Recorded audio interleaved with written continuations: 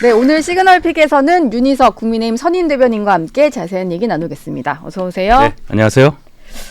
어제 밤에 전해진 소식인데 윤 대통령의 7일 담화 얘기부터 좀 해보겠습니다. 임기 반환점 2년 반이 되는 게 11월 10일인데 그걸 앞두고 열리는 만큼 또 지금 여러 가지 의혹이 또 산적해 있다 보니까 이게 좀 해소되는 회견이어야 할 것 같은데 네. 예상하시기에 어느 정도의 수준으로 국민들이 좀 납득할 만한 말이 나올 수 있을까요? 일단 시기를 예상보다 당겼다는 것에서 긍정적인 신호를 읽을 수 있다고 생각합니다. 예. 애초에 한 월말 정도 남미 가셨다가 귀국한 후에 하신다 이런 얘기가 많았잖아요. 네. 근데 어제 적극적으로 목요일에 하겠다. 그 얘기는 뭔가 있으니까 뭔가 결심을 하셨으니까 당긴 거라고 보고 아침에 좀 이렇게 돌려보니까 플러스 알파도 있을 수 있다. 플러스 알파요. 그 얘기는 한동훈 대표 그리고 당에서 요구하는 것 이상의 뭐가 있을 수 있다는 얘기도 있는 걸로 보면 네. 국민들께서 어느 정도는 인정하실 수 있을 만한 그런 조치가 있으리라고 기대하고 싶습니다. 플러스 알파를 조금 전에 나가신 조응천 전 의원 같은 경우는 그게 중립적인 특검 정도는 받을 수 있다라고 해서 특검 논의에 물꼬를 트는 그것을 얘기를 하셨거든요. 근데 그 정도의 메시지는 좀 나올 가능성이 있을까요? 그러니까 아마도 조응천 예. 의원 생각과 저도 비슷한데요. 국회 차원에서 하기가 어려운 특히 이제 여당에서 시도하기 어려운 부분을 선제적으로 대통령실에서 한다. 아마 그런 정도의 조치라고 봐요. 예. 그러면 당에서 먼저 하기가 어려운 부분이 말씀하신 특검 부분이 있을 수가 있고 예. 뭐 다른 것도 있겠지만 그게 제일 먼저 눈에 띄잖아요. 네. 아마 특검에 관련한 유연성 이런 것을 보여주는 조치가 있을 수 있다. 예, 저도 그렇게 봐요. 조금 더 그럼 전향적인 거네요. 특검 관련된 메시지가 나온다고 하면 사실 그 다음날 회견 다음날 아침 신문 헤드라인만 해도 다 특검 얘기가 나올 것 같아서 그렇게 되겠죠. 예. 예. 뭐 그것도 그럼 한번 지켜봐야 될 것 예. 같고요. 어제 한동훈 국민의힘 대표는 사과 요구를 했습니다. 이게 지금 그 이후에 용산에서 뭐 원래 같으면 뭐 불쾌감을 나타냈다 이런 게 뭐 익명으로라도 나올 법한데 뭐 그런 분위기보다는 오히려 밤에 대국민 담화 기자회견 발표가 있었단 말이에요. 이게 한동훈 대표라든지 여권에서 전달하는 우려가 좀 받아들여지고 있다 이렇게 봐도 되는 걸까요? 그렇죠. 이제는 용산 대통령실이 왜 몰랐겠습니까? 예. 그동안 상황을 당연히 알고 있는데 이제 시점과 상황과 여러 가지 재반 여건들을 고려한 결과가 지금까지 온 거예요. 네. 용산 입장에서도 하고는 싶은 할 수 없는 게 있을 거고 예. 듣긴 들었는데 실천할 수 없는 부분이 분명히 있었을 거라고 저도 봐요. 네. 그런데 여당 대표가 임기 절반도 지나지 않은 현직 대통령을 향해서 사과를 하는 이 상황, 그것이 개인적인 문제가 아니라고 판단을 할 때는 엄중한 겁니다. 그만큼. 네. 그것을 받아들였다고 저는 보고 예. 그런 면에서 제가 긍정적인 면을 찾고 싶다. 이런 말씀을 드리는 거죠. 지금 근데 한 대표 같은 경우는 윤 대통령이 명태균 씨 지금 녹취 때문에 약간 이제 지지율 하락에도 좀 더 영향이 있었다는 생각이 드는데 명태균 씨와 통화를 나눈 시점에 대해서 당선인 신분이라 법적 문제가 없다. 이게 대통령실의 해명이었잖아요. 네. 일관된 해명. 근데 여기에 대해서도 국민들에게는 법리를 내세울 게 아니다라는 얘기를 했어요. 저는 이제 한동훈 대표도 검사 출신이라 사실 법리가 먼저 앞세워지는 사람일 것 같은데 그래서는 안 된다는 얘기를 하는 게 좀 인상 깊더라고요. 예. 그게 다가 돼서는 안 된다는 의미로 저는 읽었습니다. 예. 정진석 실장도 1일 날 운영이 나오셔서 그 녹취 발언은 법적, 정치적, 상식적으로 문제가 없다라고 말씀을 하셨는데 네. 거기에 이제 법적 문제 없다. 거기에 해당하는 얘기잖아요. 예. 여러 의견이 있을 수 있습니다만은 법적으로 저도 큰 문제는 없다고 봐요. 네. 그런데 나머지 정치적인 문제, 상식적인 문제 여기에 대해서도 언급이 있었어야 하는데 네. 법적인 거를 앞세우다 보니까 마치 이것이 이 논란에 대한 모든 해명인 것처럼 들리는 것은 지양해야 한다. 네. 그런 의미로 저는 해석합니다. 법적으로만 사실 지금 풀 수 있는 상황이 아니니까 그렇죠. 국민 민심도 헤아려야 하고 근데 한 대표가 여러 가지 메시지를 내고 좀 받아들여지는 부분도 있다는 생각이 드는 와중에 이준석 개혁신당 의원은 이게 좀 달갑지 않은 것 같아요. 뭐 한 대표가 지금 현재는 원균이고 잘 돼봐야 그 이제 주군인 시절을 찔렀던 브루투스가 될 거다. 뭐 이런 식으로 표현을 하던데 이 이준석 대표의 표현은 어떤 이유에서 나오는 걸까요? 그 역사적 인물의 역사적 사건을 빗대서 어떤 사람을 비난하기 시작하면 한도 끝도 없을 거예요. 네. 이준석 의원이 이제 의원이 됐으니까 과거의 정치 평론가들이 하던 말과 같은 언사를 지속하는 것은 본인 정치 생명에 그렇게 도움이 안 된다고 생각합니다. 특히나 명태균 씨 관련 의혹은 이준석 의원도 거기서 크게 자유로워 보이진 않아요. 네. 처음 그 논란을 촉발했던 그 언론 매체에서 계속 지금 이준석 의원을 표적으로 해서 기사를 쓰고 있잖아요. 그렇죠. 그거 보면 청년 정치인 이준석의 그 당당한 모습보다는 뭔가 구태스러움이 좀 보입니다. 제가 이준석 의원을 저격하려고 하는 게 아니고 네. 그런 것에 대해서 지금 제대로 해명을 못하고 있고 좀 수세에 몰리는 이런 상황에서 본인이 당대표를 지냈던 당의 현직 대표를 향해서 네. 이런 비유를 한다는 것이 글쎄요. 좋게 볼 국민이 그렇게 많을까 싶습니다. 계속 뭐 쌤통이다 뭐 이런 표현도 쓰고 그러는 걸 보니 그런 말은 네. 좀 어린 분들이 쓰는 말이잖아요. 네. 그러니까 그렇죠. 의원 되셨으니까 네. 예, 좀 그런 거 좀 자제하셨으면 좋겠어요. 네. 물론 이제 대통령이 그 대국민 담화 기자회견 발표를 하긴 했는데 그 발표가 있기 전에는 사실 시정연설 불참한 거를 두고 국민 여론도 좀 비판적이었고 민주당 같은 경우도 맹공을 퍼붓고 뭐 이런 상황이었잖아요. 근데 이게 사실 뭐 대국민 담화 기자회견 같은 경우는 또 대통령실 출입 기자들을 놓고 하는 거다 보니까 정말로 본인에게 약간 비판적인 그 야당을 상대하는 건 좀 피했다라는 생각이 여전히 들긴 하거든요. 근데 뭐 얼마 전에 또 돌 던져도 맞고 가겠다라고 했던 터라 그럼 대체 무슨 돌을 맞겠다는 건가 이런 생각이 좀 들었어요. 예. 일단 이런 생각이 들어요. 대통령께서 지난번 22대 국회 개원식에도 안 오셨단 말이에요. 예. 그때도 지금과 비슷한 상황이라고 보는데 지금 국회 상황이 너무 거치니까 네. 작년 또 그 재작년 시정연설 때 보여줬던 민주당의 그 본회의장에서의 그 소란 뭐 피켓 시위 예. 이런 것들이 분명히 재현될 거라고 예상을 할 수가 있어서 그 부분에 대해서 굉장히 걱정을 하신 게 아닌가 생각이 들어요. 네. 그 판단이 아마 용산에서는 지배적이었을 거라고 봅니다. 예. 뭐 물론 비난하실 분의 그 포인트도 충분히 이해를 하지만 어쨌든 국회 상황이라는 것이 정말 이게 전례 없이 거칠다는 것을 생각을 한다면 네. 뭐 이해할 만한 부분도 있다 생각을 해요. 그러나 저도 개인적으로도 오셨으면 좋겠다는 생각을 했었습니다. 예. 일단 이제 그렇고 용산 대통령실 기자를 향해서만 얘기한다. 글쎄요. 용산 대통령실에 있는 기자분들이 물론 대통령실에 조금 우호적인 마음을 가질 수는 있어도 또 언론인들의 그 뭐라고 그렇죠. 그럴까요? 캐릭터가 있잖아요. 네. 그리고 국민을 대신해서 질문을 그렇죠. 해야 되기 때문에 네, 아마 예. 센 질문들이 많이 이루어지는 지금이 아마 기자분들 개인적으로도 기회가 될 거라고 생각할 거예요. 예. 그래서 아마도 그 기자회견은 우호적인 기자회견이 될 리는 만무하고 네. 그런 차원에서 목요일로 당긴 이 기자회견의 의미가 더 각별하게 저한테는 다가와요. 굉장히 기대를 해봅니다. 저는. 네.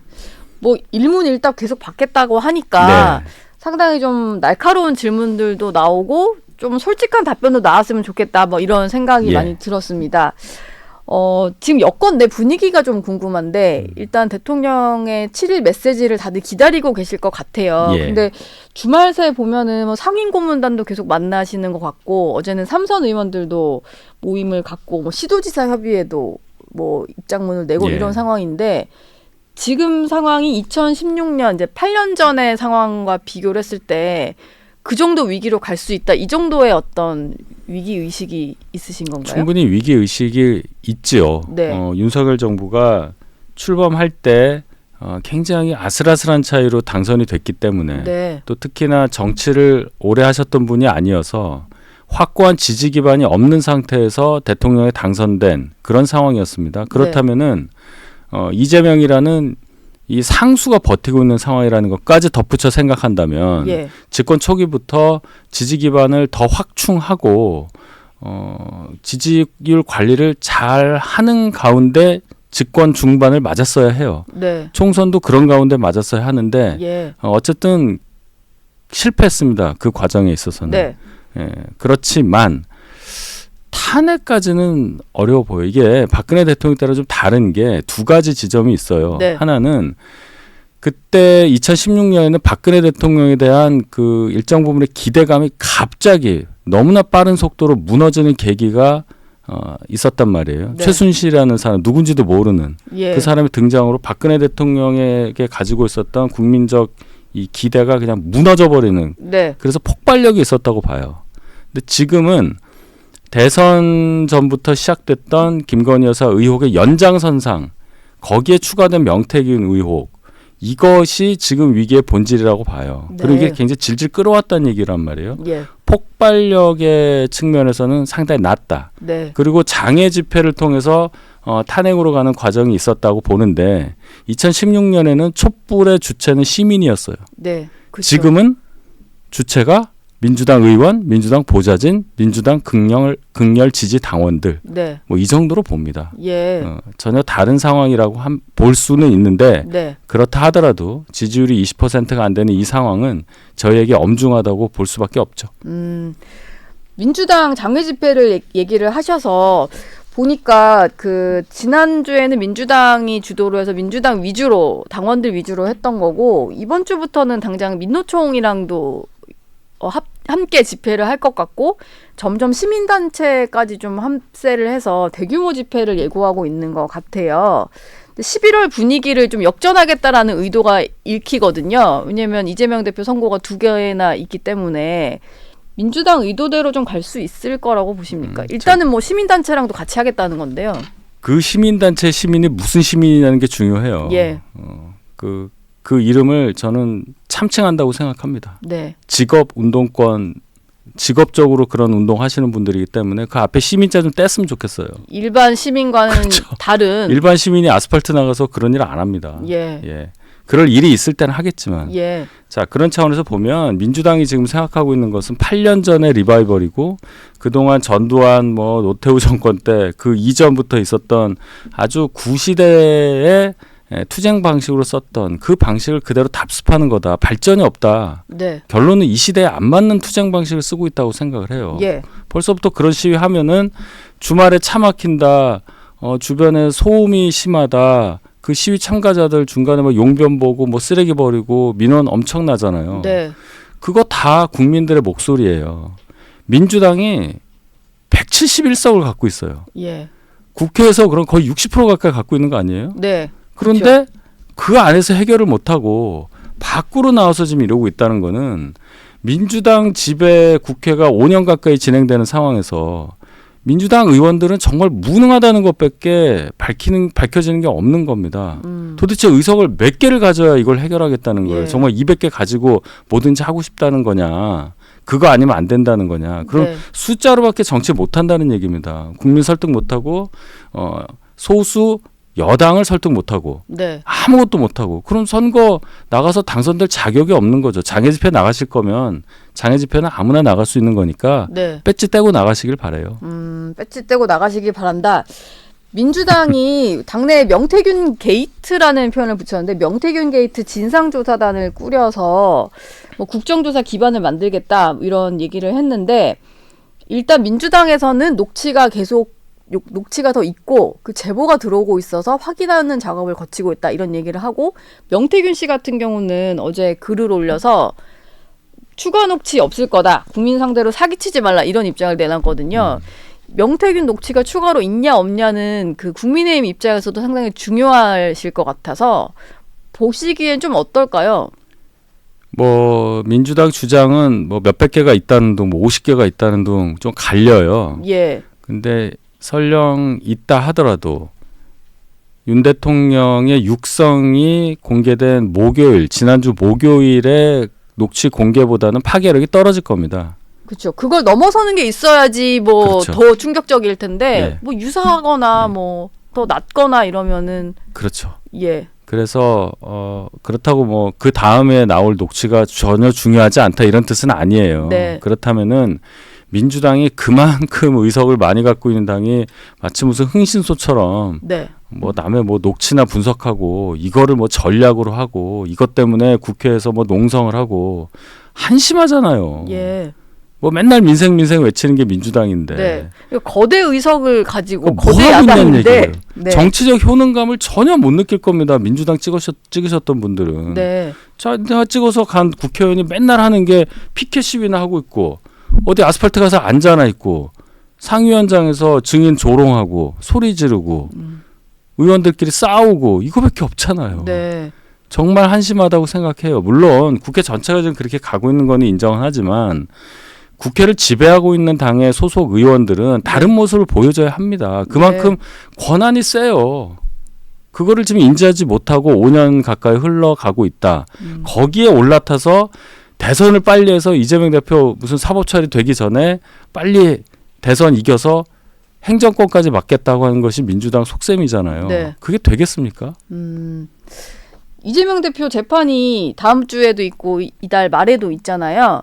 그래서 어제 주진우 의원 같은 경우는 재판을 좀 생중계해달라는 탄원서를 법원에 제출을 하셨는데 보니까 민주당 내 김영배 의원 같은 경우도 중요한 재판들은 검토해 볼 수 있다 이런 얘기를 했어요. 근데 이게 당장 이재명 대표를 겨냥한 건 아닐 테고 앞으로 있을 뭐 주요 정치인 뭐 재판을 염두에 둔 건지 모르겠는데 민주당에서도 이런 의견이 나오면은 좀 가능할 수도 있지 않을까라는 생각이 들거든요. 박근혜 전 대통령 1심 재판도 공개된 적이 있어요. 예. 국민적으로 관심이 있는 거는 재판부가 이례적으로 그걸 허용할 수도 있는 권한이 있으니까 지금 이재명 대표 재판도 그 정도 관심도가 있다고 전제한다면 네. 굳이 생중계를 막을 이유는 없다고 생각합니다. 예. 민주당 입장에서도 무죄를 확실한다면서요. 그렇죠. 그러면 그 무죄 선고 순간이 생중계를 통해서 실시간으로 국민들에게 전달된다면 민주당 입장에서 엄청난 정치적 소득이 될 거예요. 예. 굳이 반대할 이유가 없으니까 민주당도 동참해 주시길 바라고